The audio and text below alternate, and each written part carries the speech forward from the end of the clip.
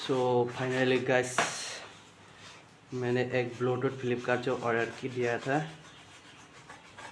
लेकिन मैं अभी उसको खोल रहा हूँ। पेमेंट वगैरह तो हो गया। डैमेज होता है या परफेक्ट होता है, मैं आप लोगों के साथ शेयर कर रहा हूँ। अगर अच्छा हुआ तो मैं आप लोगों को ज़रूर बताऊँगा। This is the register code वगैरह, हेल्प सेंटर, पोर्टल नंबर, प्रोटोनिक्स, एक ब्लूटूथ का ऑक्स केबल और ब्लूटूथ के साथ प्रोडक्ट मैं आप लोगों के साथ चेक करके बताऊंगा। वेट ए मिनट, मैं अभी कार पे कनेक्शन करके आप लोगों के साथ दिखाऊंगा।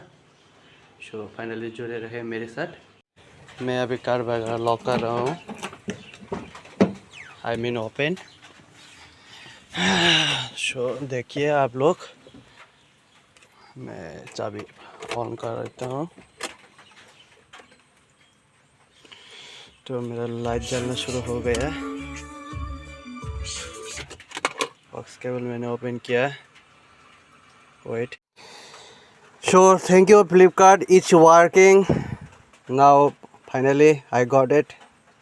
So thank you Flipkart giving this product, and thank you so much. Bye bye, see you.